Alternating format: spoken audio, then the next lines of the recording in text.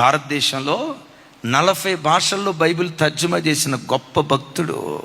మొట్టమొదటి యూనివర్సిటీ భారతదేశంలో స్థాపించిన మొట్టమొదటి వ్యక్తి. న్యూస్ పేపర్ ప్రింట్ చేసిన మొట్టమొదటి వ్యక్తి. ఆయన గురించి ఎన్నో గొప్ప చరిత్ర చెప్తుంది. ఆయన పేరే ద గ్రేట్ విలియం కేరీ. 40 భాషల్లో బైబిల్ తర్జుమా చేశాడు. ఆయన ఇంగ్లాండ్ నుంచి మిషనరీగా భారతదేశానికి బయలుదేరి వచ్చేటప్పుడు, ఎవరు వెళ్తారు భారతదేశానికి మిషనరీగా అంటే, నేను వెళ్తాను అన్నాడు.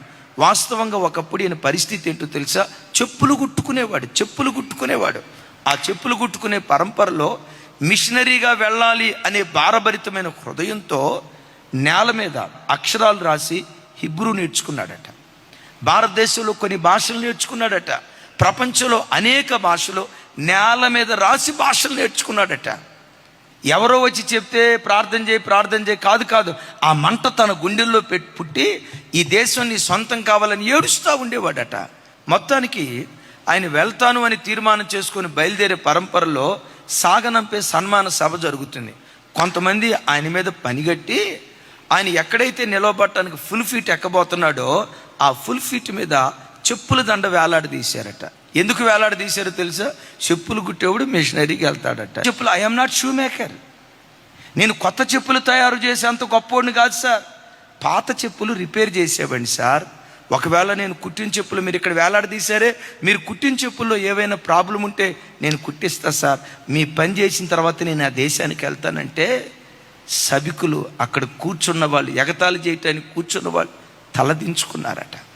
అప్పుడే అనుకున్నారట, వీని దీనత్వమే భవిష్యత్తులో భరతగడ్డలో శిఖరాల మీదకి తీసుకొని వెళ్తుంది. అద్భుతం. భారతదేశానికి మొట్టమొదటి మిషనరీ, అధునాతన కాలంలో పౌలు అని పేరు వహించిన వాడు, ఎంత బలమైన పరిచర్య చేసి చనిపోయే ఆఖరి క్షణాల్లో తనను సమాధి చేస్తారని ఎరిగి, చనిపోబోతున్నానని ఎరిగి వాళ్ళని పిలిచి అంటాడు, బిషప్ అని రాయొద్దు, పోప్ అని రాయొద్దు, రెవరెండ్ అని రాయొద్దు, 44 భాషల్లో బైబిల్ తర్జుమా చేసిన గొప్ప సేవకుడు అని రాయొద్దు. నన్ను గూర్చి ఏమని రాస్తారో తెలుసా? దౌర్భాగ్యుడు, దీనుడు, దరిద్రుడు, మట్టి పురుగును, నీ దయగల హస్తాలలోకి ఒదిగిపోతున్నా. ఆ దీనత్వమే చరిత్ర పుటల్లో సువర్ణాక్షరాలతో ఆయన చరిత్ర రాయబడింది.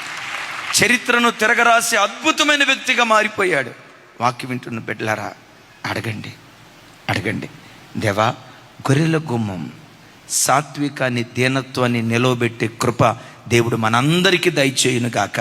ఆయన వలె బ్రతికే భాగ్యం దేవుడిచ్చునుగాక.